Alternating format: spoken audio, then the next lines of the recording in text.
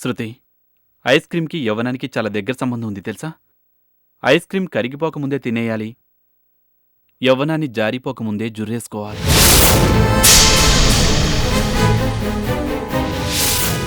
One minute పల్లవి.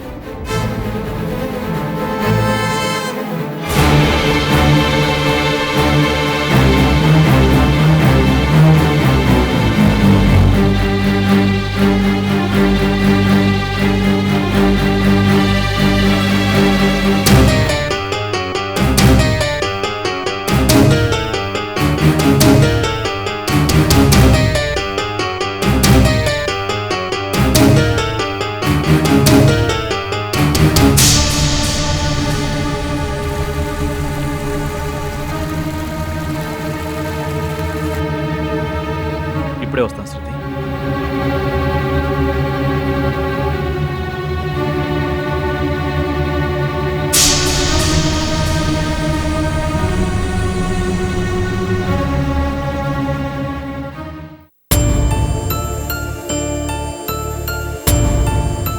ఏంటి, కొత్త girl ఫ్రెండా? నా సంగతికేం గాని, నువ్వేంటి సెక్రటరీతో ఐస్ క్రీమ్ షేర్ చేసుకోవడానికి వచ్చావా? అవునరా, అయితే ఏంటి? ఏం లేదు, ముందో సంధ్య, తర్వాతో సంధ్య, ఇప్పుడు శృతి. నువ్వు మాత్రం ముందు సంధ్య, తర్వాత కావేరి, ఇప్పుడు పల్లవి. అవునరా, అయితే ఏంటి? చూడు, కావేరికి అన్యాయం చేస్తే ప్రాణం తీస్తాను, సంధ్యకి ద్రోహం చేస్తే షూట్ చేసి పారేస్తా. అసలే మిలిటరీ వాణ్ణి, తెలుసు కదా. పోనీ ఇప్పుడే తెలుసుకుందామా? నీ సంగతి ఇప్పుడు కాదు, తర్వాత చెప్తాను. రేయ్, నీ సంగతి తేల్చడానికి నేను ఎప్పుడైనా రెడీయరా?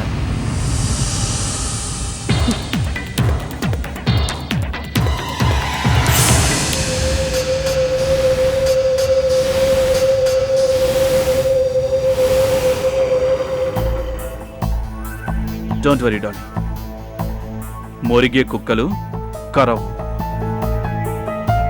పల్లవి, కుక్కలకుండే విశ్వాసం కూడా కొంతమంది మనుషులకు ఉండదు కదూ? హ్యాపీగా ఐస్ క్రీమ్ తింటుంటే సడన్ గా ఈ కుక్కల టాపిక్ ఏంటి సార్? నిజం పల్లవి, కుక్కలను చూసి మనం చాలా నేర్చుకోవాలి.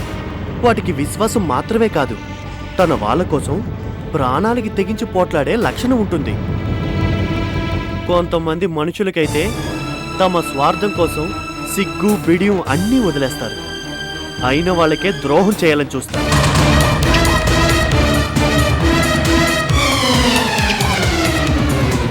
అవును సార్, అందుకే చాలా మంది నమ్మక ద్రోహం చేసే మనుషుల కన్నా విశ్వాసం చూపించే కుక్కలే బెటర్ అంటారు.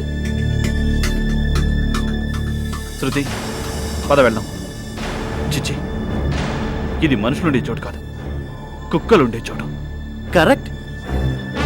కుక్క అంటే ఇంగ్లీష్లో డిఓజీ డాగ్, దాన్ని తిరిగేస్తే జీఓడి గాడ్ అవుతుంది, అంటే దేవుడు.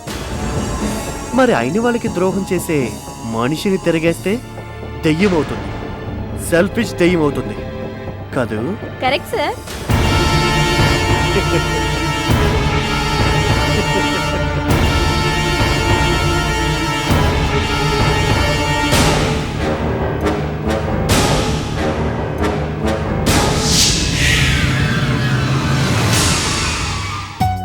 నో, అవసరం లేదయ్యా. 25% కాదు, 50% వాటా ఇస్తానన్నా. నేను ఎలాంటి వ్యాపారాల్లోకి దిగదలుచుకోలేదు.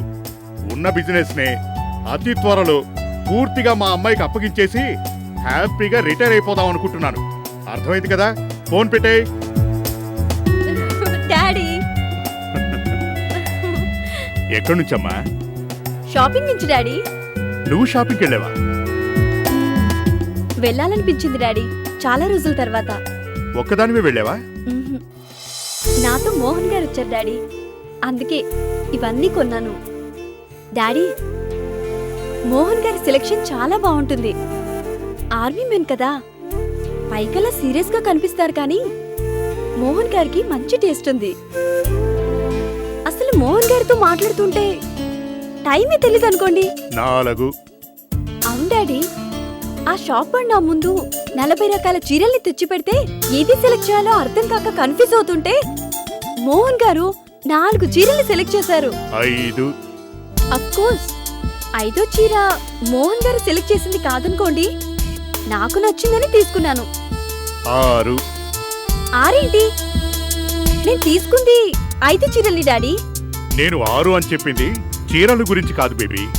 ఇప్పటిదాకా నువ్వు మాట్లాడిన 6 వాక్యాల్లోనూ మోహన్ పేరు 6 సార్లు వినిపించింది.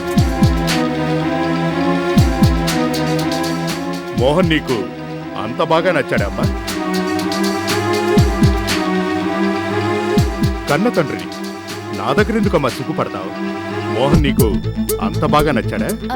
డాడీ అది వద్దమ్మా, నిన్నిప్పుడేం చెప్పమండం లేదు. నెమ్మదిగా బాగా ఆలోచించుకునే చెప్పు. మోహన్ని పెళ్లి చేసుకుంటావా? డాడీ మోహన్ గారికి ఆల్రెడీ తెలుసమ్మా, అతనికి పెళ్ళయిందని తెలుసు. ఆ పెళ్లిప్పుడు డిస్ప్యూట్లో పడిందని తెలుసు. డాడీ బేబీ, చాలా రోజుల తర్వాత నీ కళ్ళల్లో మెరుపును చూశాను, నీ మాటల్లో ఆనందాన్ని చూశాను, నీలో కొత్త ఉత్సాహాన్ని చూశాను. ఒకప్పుడు చెంగు చెంగున లేడిపిల్లలా గెంతులు వేసే నా బేబీని కళ్ళారా చూశాను. నీలో ఈ ఆనందం, సంతోషం కలకాలం నిలిచి ఉండడానికి నేనేమైనా చేస్తాను. చెప్పు బేబీ, మోహన్తో నేను మాట్లాడినా? వద్దు డాడీ, తప్పు. నచ్చడం వేరు, పొందడం వేరు. రెండిటికి మధ్య చాలా తేడా ఉంది.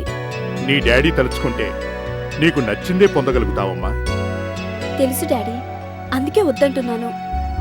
కొన్ని ఫీలింగ్స్ మనసులో ఉంటేనే బాగుంటుంది, పైకి చెప్పుకుంటే అసహ్యంగా ఉంటుంది. బేబీ, అవును డాడీ, ఆశపడటానికైనా అందుకోవడానికైనా అదృష్టం ఉండాలి. నా అదృష్టం ఎంత గొప్పదో నాకు బాగా తెలుసు.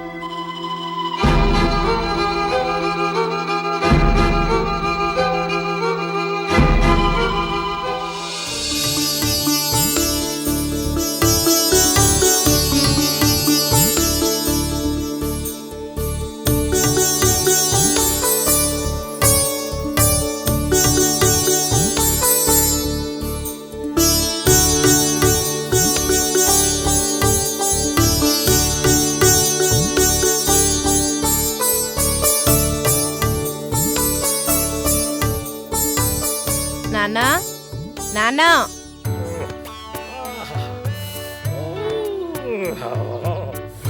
నాన్నా, నాన్నా, వెళ్ళి మొహం కడుక్కొనరా, టిఫిన్ చేద్దు గాని. ఏం చేసినావు అమ్మాయ? ఉల్లి మిరపడి చేశాను నాన్న. ఉల్లి మీరు పెట్టే ఓ పట్టు పట్టాలి కదా. అయితే వెళ్ళి తొందరగా మొహం కడుక్కొనరా, తొందరగా తొందరగా. ఏమయ్యో లే, ఏంటి? టిఫిన్ తిందుగానరా. నాకెందుకులే గాని మేపు, మీ అయ్యని బాగా మేపు. ఏంటయ్యా, ఏంటి పొద్దుగూకులా మా అయ్య మీద పడతావేంటి? నేనేమీ మీ అయ్య మీద పడట్లా, మీ అయ్యే నా ఇంటి మీద పడి తింటున్నాడు. గుండిగలు పోంచేస్తున్నాడు. ఇదిగో, ఆ మాట అంటేనే నాకు మండుకొచ్చేది. ఏదో మా అయ్య కాస్త తిండి పుష్టి ఎక్కువ, అంత మాత్రానికే నీ ఇల్లంతా దోచేస్తున్నట్టు ఓ తెగ గింజిపోమాక. ఆయన మా నాయన, కాస్త మర్యాద ఇచ్చి మాట్లాడటం నేర్చుకో. ఏంటి, మీ నాయనకి మర్యాద ఇవ్వాలా? ఏం చూసి ఇవ్వాలి? ఆయన గెటప్ చూసి ఇవ్వాలా? ఆయన చేసే పాలేరుపని చూసి ఇవ్వాలా మర్యాద? ఏమయ్యో, ఆ పాలేరు కూతురు కోసమే నువ్వు పడరాని పాటలు పడ్డావు, ఆ సంగతి మర్చిపోమాక. అందుకని బతికున్నంతకాలం ఆయన్ని కూడా నేనే పోషించాలా? ముప్పొద్దుల కుంభాలు లాగించడానికి నా ఇల్లేమి ధర్మసత్రం కాదు. సిగ్గు, లజ్జ, మానవ అభిమానం ఉన్నవాడైతే ఇన్నాళ్ళు మింగింది చాలు. ఇక దయచేయి మనం ఈ అయ్యని. ఇదిగో, ఏంట మాటలు? మా నాన్న వింటే ఏమనుకుంటాడు? ఏమనుకుంటాడా? ఇంగితం ఉన్నవాడైతే తక్షణం నా ఇంటిని వదిలిపెట్టి వెళ్ళిపోవాలనుకుంటాడు. పౌరుషం ఉన్నవాడైతే ఇప్పటికిప్పుడే మీ ఊరెళ్ళే బస్సును వెతుక్కుంటూ వెళ్తాడు. నాన్నా, నాన్నా, నాన్నా, నాన్నా, నాన్నా, నాన్నా, నాన్నా, నాన్నా, అయ్యో నాన్నా, వెళ్ళిపోయాడా? దరిద్రం వదిలింది. ఏమయ్యా ఇప్పుడు నీకు తృప్తిగా ఉందా? సంతోషంగా ఉందా? నీ కడుపు మంట చల్లారిందా? నీ వల్లే, నీ మాటల వల్లే మా నాన్న మనసు నొచ్చుకొని కనీసం నాతో ఒక్క మాట అయినా చెప్పకుండా వెళ్ళిపోయాడు. నా ఉల్లిపాయ మినపట్లు తినకుండానే వెళ్ళిపోయాడు. అమ్మాయా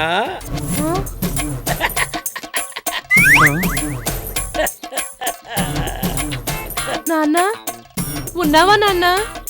ఉల్లిపాయ మిరపడి తినకుండా నేను ఆడబోతానమ్మాయా. అంటే ఇంతసేపు నువ్వు టెస్టింగ్ చేశారమ్మాయా. ఒకవేళ నేను కనపడకపోతే నా కూతురు ఎంత ఇషార పడిపోద్ది, నువ్వెంత సంతోషపడిపోతావా అని టెస్టింగ్ చేసినా.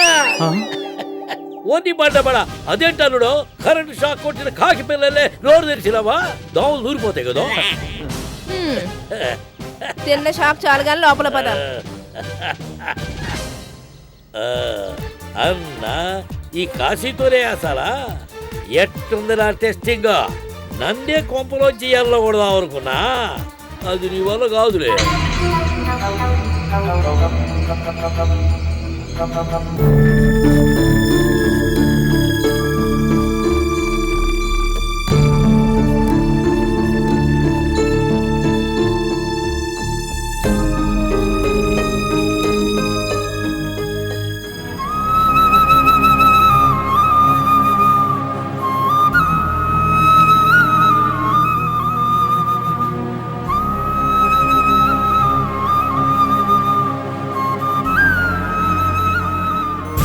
శృతి, నీ పేరుకు తగ్గట్టే నీ మనసు కూడా నిర్మలంగా పవిత్రంగా ఉంటుందనుకున్నాను.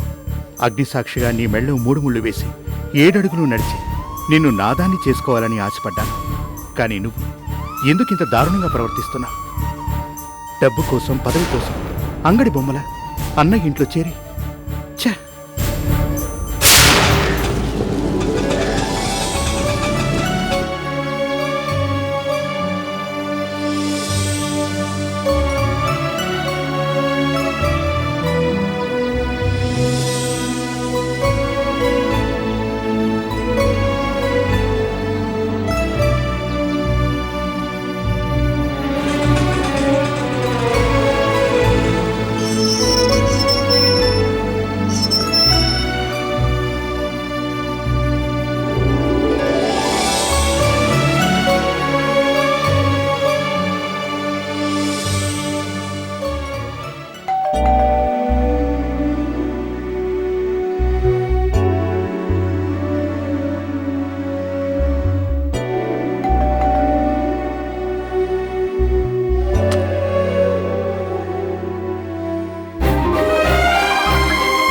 అమ్మా, నువ్వు నేనేరా, దయ్యాన్నేం కాదు.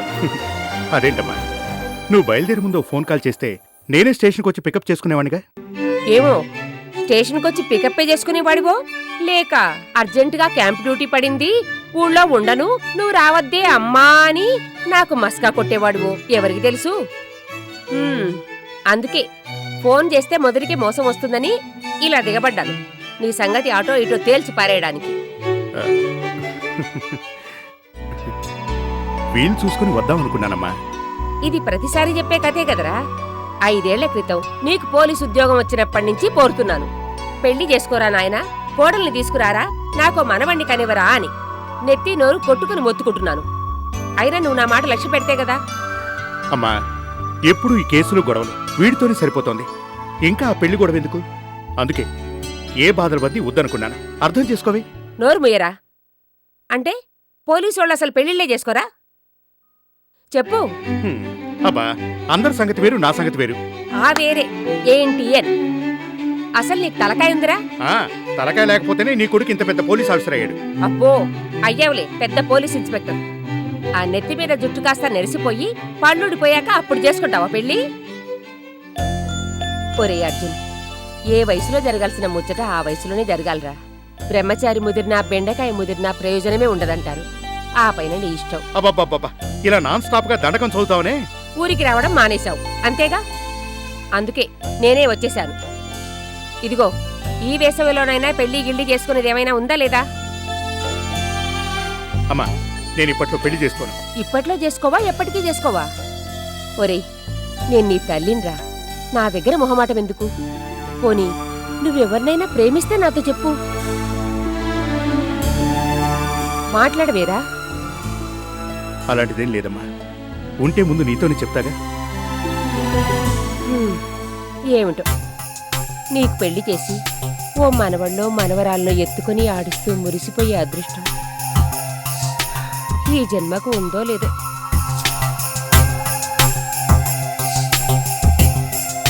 అవును గాని ఆనంద్, సంధ్య ఎలా ఉన్నారా? అప్పుడెప్పుడో మీ వదిన నెల తప్పిందని ఫోన్ చేశావు. ఇప్పుడు ఎలా ఉన్నారు? కులాసాగా ఉందా?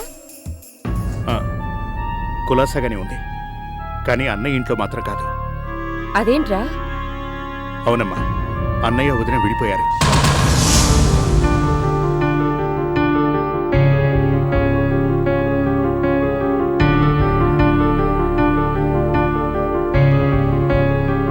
మొత్తానికి కట్టుకున్న పెళ్ళాన్నే అనుమానించి ఇంట్లోంచి వెళ్ళగొట్టేంత గొప్పవాడైపోయాడా ఆనంద్? చాలా గొప్పవాడైపోయాడు. మరి కావేరి ఎలా ఉంది? అదైనా సక్రమంగా కాపురం చేసుకుంటోందా? ఈ మధ్యన బుద్ధి తెచ్చుకుని మోహన్ దగ్గరికి వెళ్ళింది. పోన్లే, ఇప్పటికైనా అదో మంచి పని చేసింది. ఏం పిల్లలో ఏమిటో, ఎవరికి వాళ్ళు పెద్దవాళ్ళు అయిపోయారు. మా జీవితాలు మా ఇష్టం అనేంత గొప్పవాళ్ళు అయిపోయారు.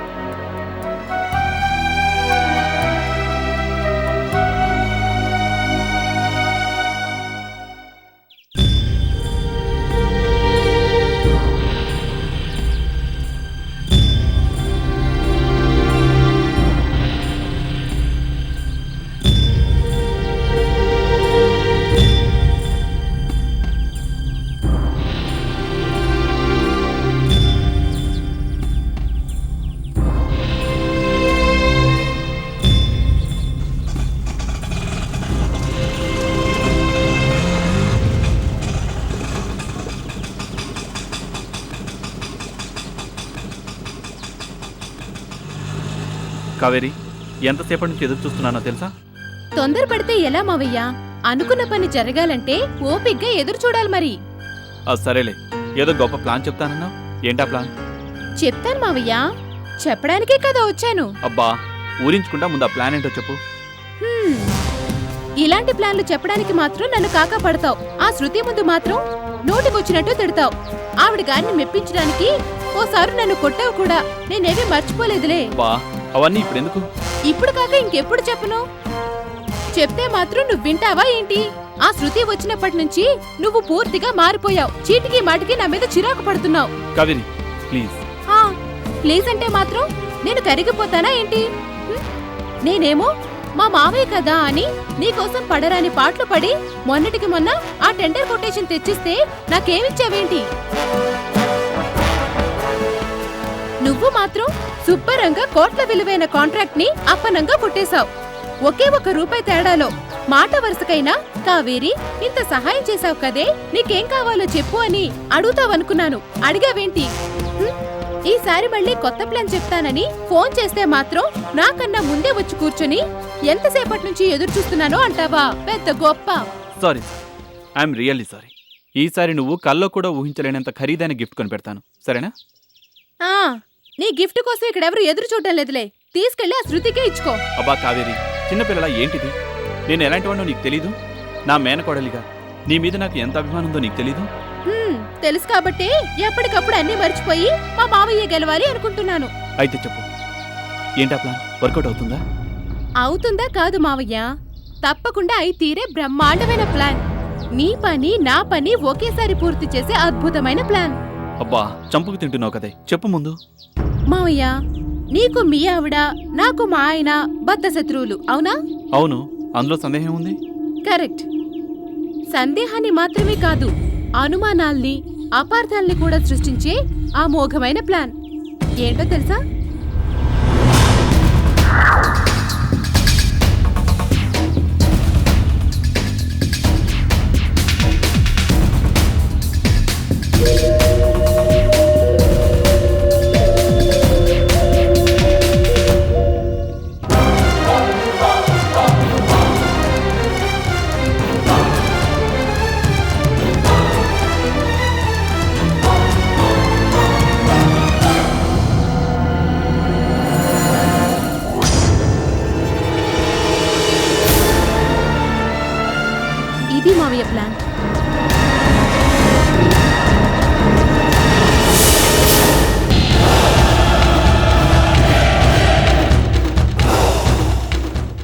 ఒక అంకుల్ నాకు ఈ చీటీ ఇచ్చాడు. సంధ్య ఆంటీకి ఇమ్మని నాకు 10 రూపీస్ కూడా ఇచ్చాడు.